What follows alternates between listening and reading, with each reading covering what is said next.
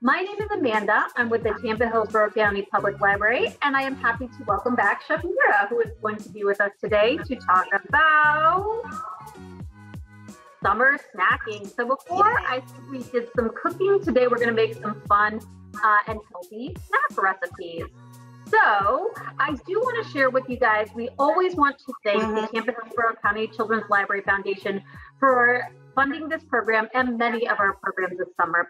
Again, thank you to our funding source. It has been so important in bringing these wonderful programs to you all summer long. And we also want to share a book shout out with you. So if you are inspired by today's cooking program, you can check out from our regular catalog a book called Super Simple Cooking for Kids. So these are going to be recipes that are geared towards younger cooks. Some of them do take a little bit of supervision, but they are ones that you can be independent. There's over 50 different recipes. You can do snacks, dinners, lunches, breakfasts. It runs the whole gamut. That book is by Jodi, Danen, and you can find it in our catalog at hcplc.org/book. And then, of course, we are at the tail end of summer, but there is still time to log your summer reading. So if you're on Beanstack, don't forget to log those reading hours. And if you haven't signed up, you can still sign up and be part of the reading challenges for the next week. And again, you can find that at hcplc.beanstack.org. Okay, well, Chef Mira, I am going to pass the reins over to you. I'm looking forward to learning. I will be back at the end for some Q&A. Amanda, thank you so much for having me again, and welcome to our kitchen, Amanda, and everyone logging in. Thank you so much for joining us today. We know that there's so many choices you have, but you chose to spend some time with us, so we're working hard to make it worth your while. And Amanda, like you said, we have here summer snacking, right? So we have talked about how can we make snacking not only accessible, prepare it effectively, where we're saving time, but maybe getting some nutrition in there and getting the kids involved. How great it is when they come to a certain age and you could teach kids the value of nutrition, the value of cooking at home, and simple recipes they could make with little or no supervision depending on their age and skill sets. So what I'm going to do first, we're going to make hot pockets. That's what I'm making today. And I have an array here of ingredients. I'm going to move the camera down the laptop so you can see the ingredients. I'll explain to you why we're using these ingredients. And then you're going to see my hands. I'm going to put them together and we'll go over the process of baking them. Or you could also use an air fryer. So let me go over here. Please let me know. Like Amanda mentioned, we love to hear your ideas and your suggestions too. So as I'm making them, please ask questions or let us know if you have an idea on how you made this before or how you will make it. So let's start here with the masas, which is kind of like what's going to hold our pockets. And I have some pre-made pie crust here. And then I have some pre-made pastry dough, but don't worry about them. These are the ones that come from croissants. You can make this at home. It just takes a little longer, but because we're trying to be effective and get the kids to get involved, we're going to use ingredients that you might have at home or are easy to find. So if you have a little bit of more of the experience and want to make your own dough, you could also do that, but I'm going to use this today. Don't worry about the seam being open because that's something you see with your finger. If it's the right temperature, you don't want it to be too hot, the pastry dough, because then it will get sticky, but you don't want it to get too cold where it's not pliable. Same thing with the dough, with the pie dough. So let me move this a little bit. So let's start from the far end. I have here some steak that I had kind of sauteed before, some of the shaved steak. Think about leftovers. If you have some leftovers at home, got a little bit of a spill there, but nothing we can fix. So if you have some leftover steak, you could save it. It's right there. Then we have some sauteed onions and green peppers, yellow peppers. That's gonna be one hot pocket. Then I have here some scrambled eggs, bacon, some cheese. Here is some mozzarella. We'll make a breakfast one. Here is some organic raspberry preserves this is sweet cheese. The sweet cheese, if you want to take note, I used 2 ounces of cream cheese, 1 teaspoon of vanilla, and half a tablespoon of coconut sugar. And I mixed it and made it sweet. So we're gonna make kind of like a raspberry shortcake hot pocket. Here I have some turkey pepperoni with some Gouda cheese. Then I have here some diced tomatoes with regular pepperoni, and this is grass-fed pork. Then I have some mozzarella.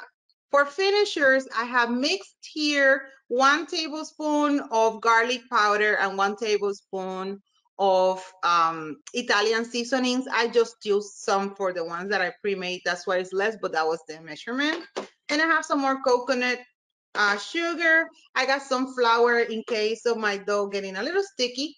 And then I have some egg wash to finish them up. Oh, this right here is just some potatoes and beef. I have made a potato and beef pie, but when I saved the leftovers, I just mixed it all and put it here. I'm gonna make one like that because I love pierogies, and pierogies are one of my favorite treats. So I'm gonna make one similar to pierogies, just it's gonna have meat in it, but just the potato and the dough, I just love that combination. So no questions so far. Let's move on. Let's make our first set. I'm going to take a pizza cutter and start with my pie crust. I'm gonna cut it just like that. It doesn't matter if one side is bigger than the other. You're gonna be able to fry them a little bit. And then you'll be able to also see different sizes depending on, how young or the kids are hungry, or if you're making them for, adults too. You could roll it a little bit just to make sure you get more space. Don't worry about the corners. We're gonna fix all of that. So we're gonna start with the steak one. Now I'll make one with just vegetables and the steak, no cheese, just in case. So we have someone who don't wanna eat the cheese.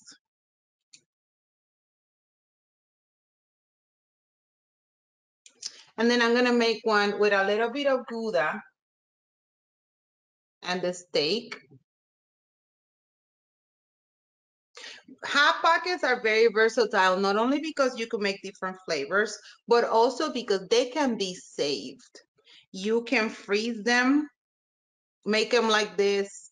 Make sure that you're covering them with a saran wrap so they don't get freezer burn.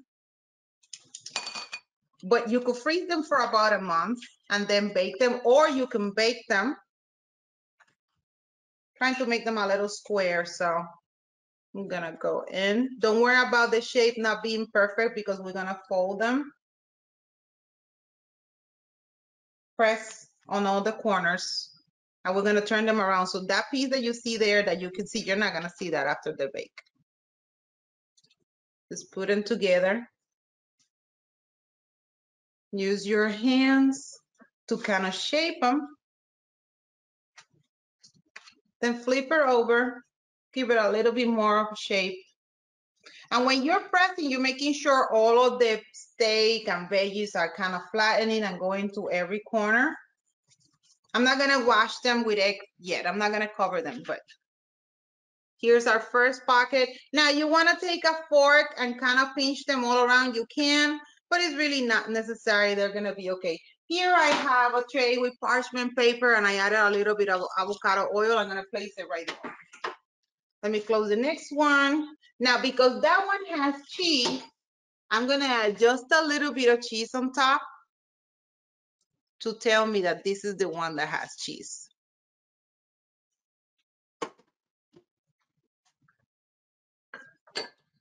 Again, fold, press all the corners. Don't worry about being uneven or any area that opens up. You'll be able to close that.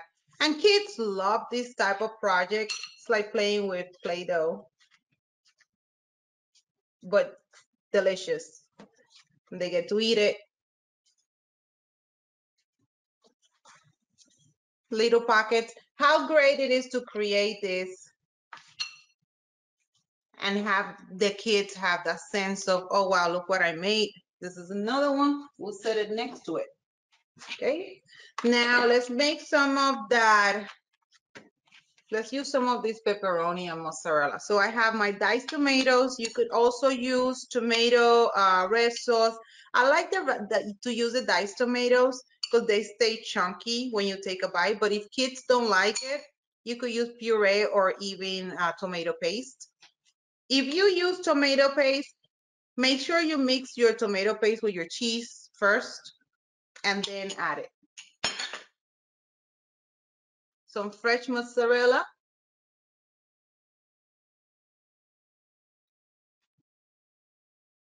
Okay.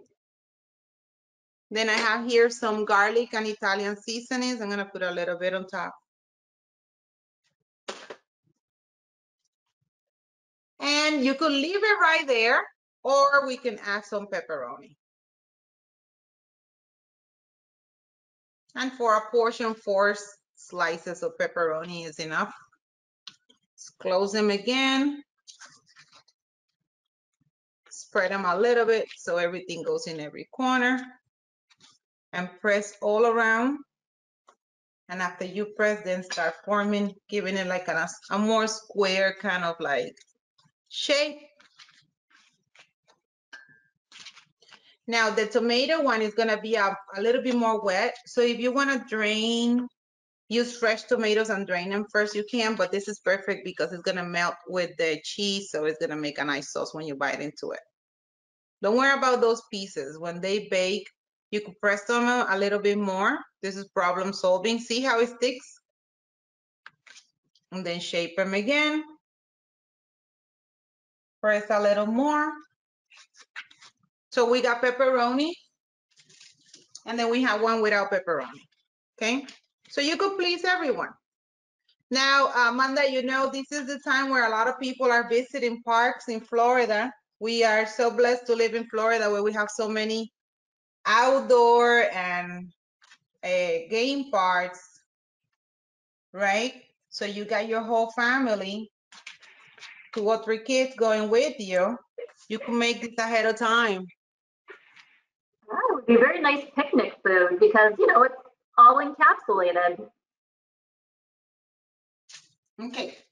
Now, that was working with the pie dough, right? Now let's work a little bit with this pastry, puff pastry one, the croissant one. Now the center, since it's open, we're gonna use like if you were to use 2. If you wanted to make it bigger because you want bigger portions, then instead of using 1 like this and folding it, actually let's do it because this is big enough. So I'm going to make a breakfast one with the pastry, okay? So I have my eggs. I'm gonna add my cheese first on the bottom. Then I'm gonna add my eggs, break them a little bit. Please wash your hands when you're doing this, especially if you're cooking for someone else. Some bacon, you know, if you got a few pieces of bacon that lasted from breakfast, that don't usually happen, right? Who gets bacon leftovers? So instead of folding it, I'm just gonna take another one and put it on top, press down, and this is a substantial portion, right? You see how I made the other one smaller. And once you pinch all your corners, then go to the top and flatten a little bit with your hand. Don't worry about this being open. Actually, it's gonna look good when it's baked because then you'll see what's in there. Now to lift it, this is gonna be a little bit challenging, excuse me.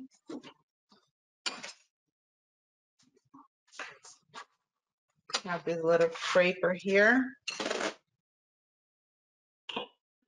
And it looks like that because it's really wet and melted. Now I'm gonna put it on my tray.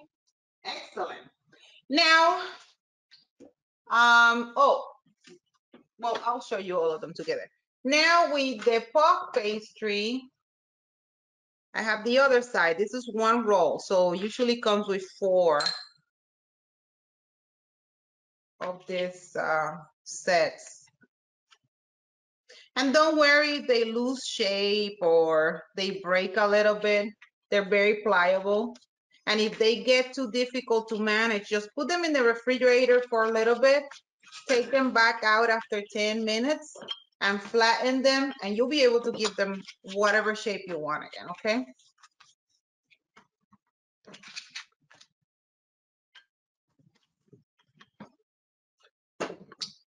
Stick it because it's wet.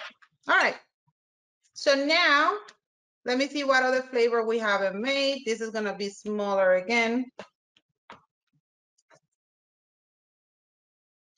We're going to use, let me tell you, I really like this turkey, this brand of pepperoni, turkey pepperoni, was not leathery and it's very flavorful. So we'll do that.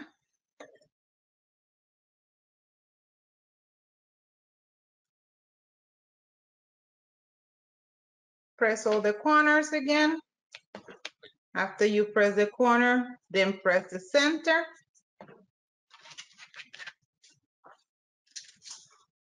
And now the one you've been waiting for, Amanda,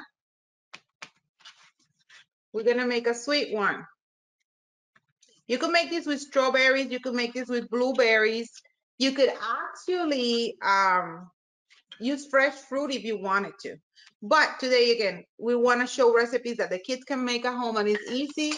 This is the cream cheese, the sweet cream cheese, and it looks brown because I use, you know, a lot of vanilla, but it was on purpose because I want that flavor. So I'm going to spread some of the sweet cheese right on the center. Then I have some organic raspberry preserves. And you could make this with fresh fruit. Just slice down some strawberries. Oh my God, that strawberry class for July was amazing. Can I tell you those French toast, those strawberry French toast?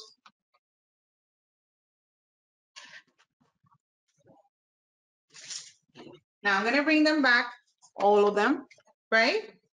So you could see them, because you could make them look a little prettier, but when they come out, they're gonna be fabulous. So, all right, so the sweet one is this one. So I'm gonna add some of my egg wash. And egg wash, this is 1 egg with about 2 tablespoons of water.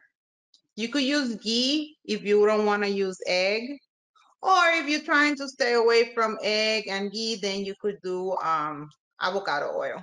It's just to give it a little bit glaze and protected. And when they bake, it's gonna give it a nice shiny covering. Some of my cheese fell off, so I'm gonna add, this was good, right? And my hand real quick. Now I'm gonna add some of the sugar to my raspberry and sweet cheesecake. And then I have some of the Italian seasonings I'm gonna add to this one. I'm actually gonna put some, it has garlic too, so I'm just gonna add some to all of them. You can melt some powdered sugar and make like a powdered sugar cover and, you know, put it on the sweet one. I don't wanna do that. This is sweet enough for me.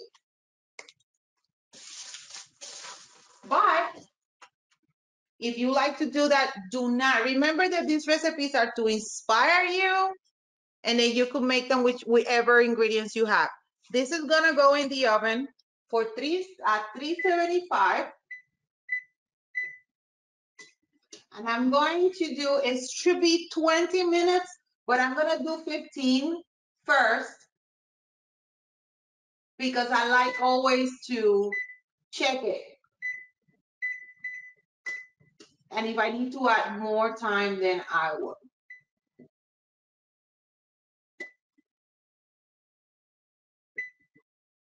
375.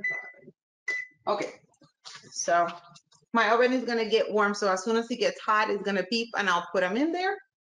In the meantime, look what I have here. Amanda, any questions so far? We do, yeah, we do have some questions coming in.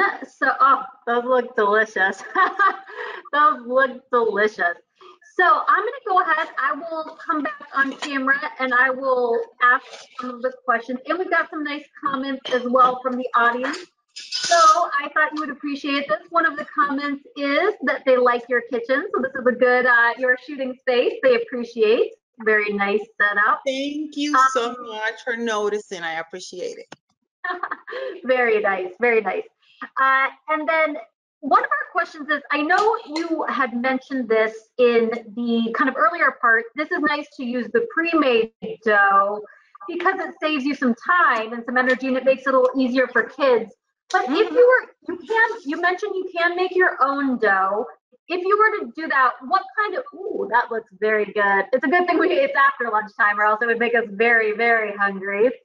But if you were going to make your own dough for this, what would it be the base of like a flour butter dough, or what would you recommend would be a good consistency for this if you were making your own? I will definitely use flour, water, and it will be, so for every cup of flour, I will use half a teaspoon of baking soda. Okay. Half a teaspoon of baking powder. And at least, you want to have like a teaspoon or two of cold water. And then make your dough with that, let it rest, flatten it, let it rest again, and it should be ready.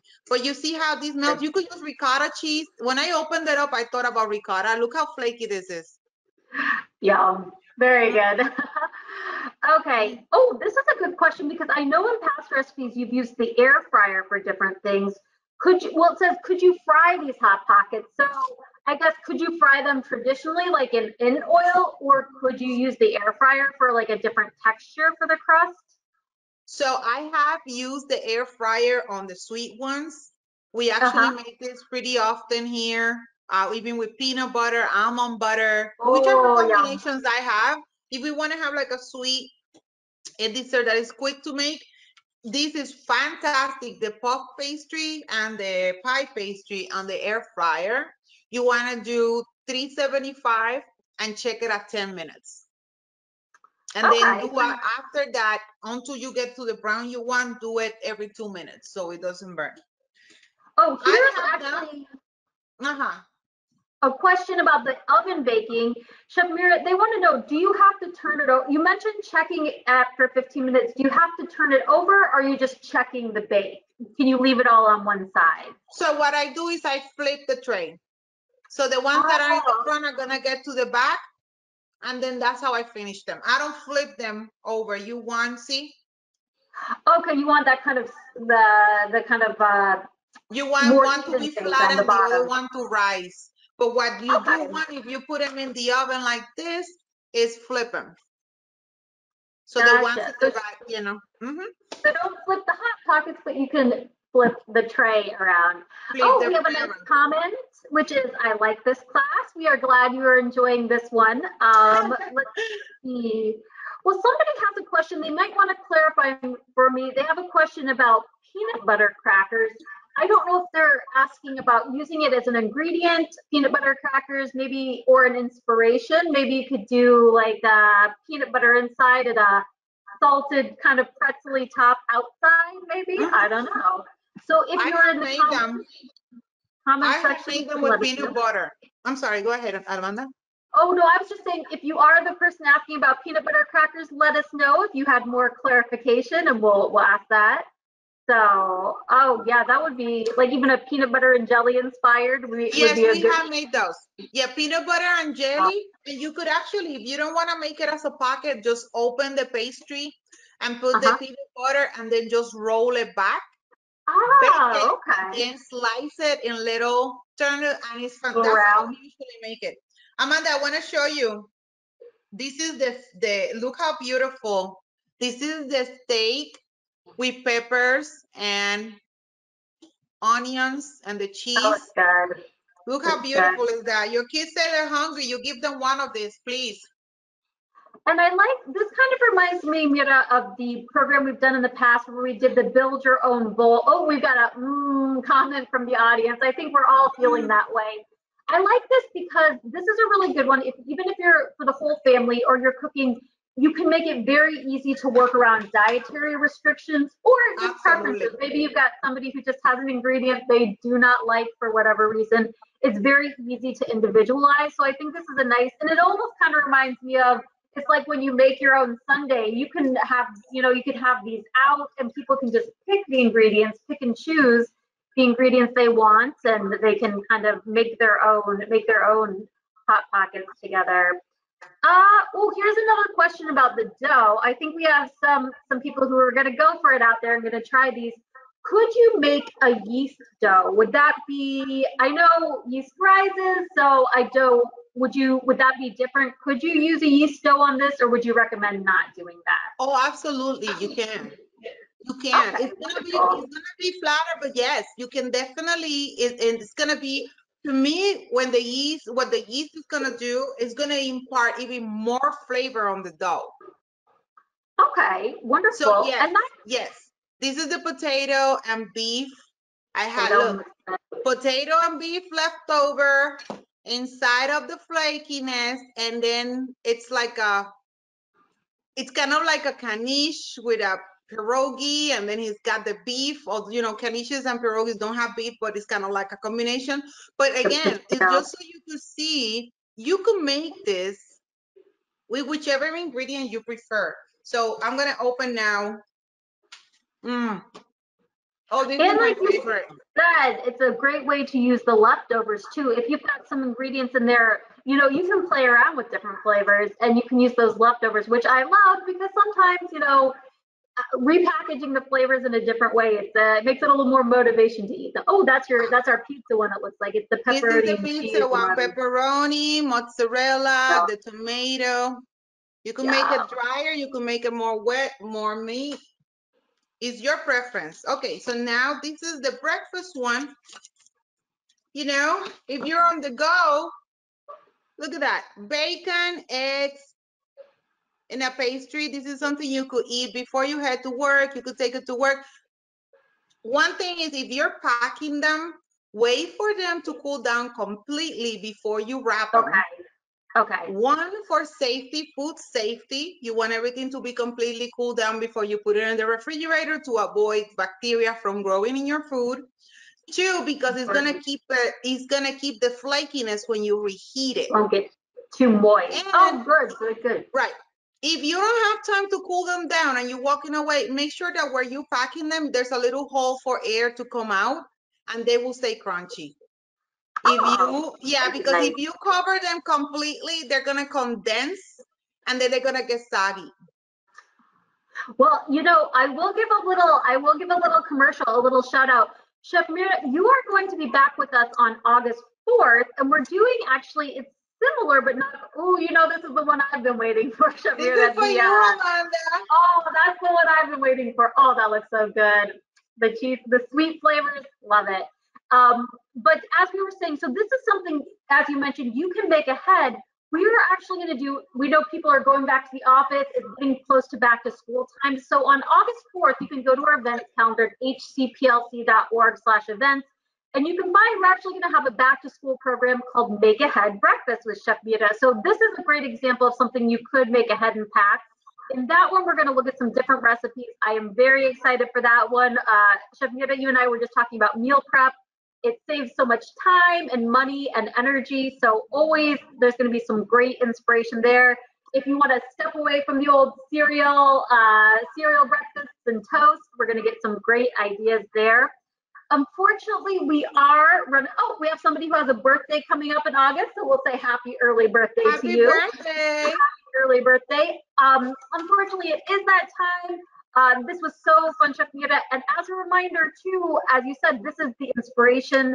You can kind of go with all those great flavor combos you love out there, whether it's peanut butter and jelly, or turkey and cheese, or Nutella and bananas. There's so many good ones you can make out there. So feel free, you can always tag the library and send us pictures of your delicious Hot Pockets that you made at home.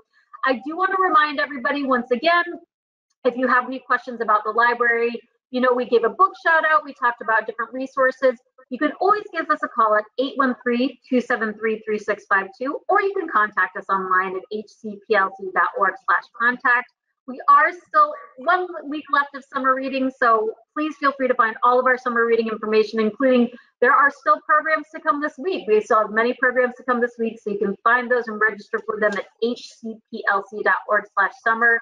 And a reminder, if you want to find our full events calendar, you can find it at hcplc.org/events. That is where you're going to find our next Chef Mira program in August. So please feel free to register for that whenever you are ready.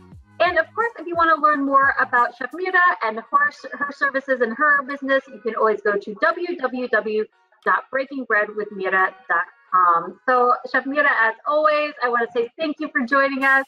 Those look delicious, delicious. I hope you have somebody wonderful to share them with. And we will look forward to making our own versions at home this summer. So thank you so much, everyone, for joining us. Have a wonderful afternoon. Bye. Bye.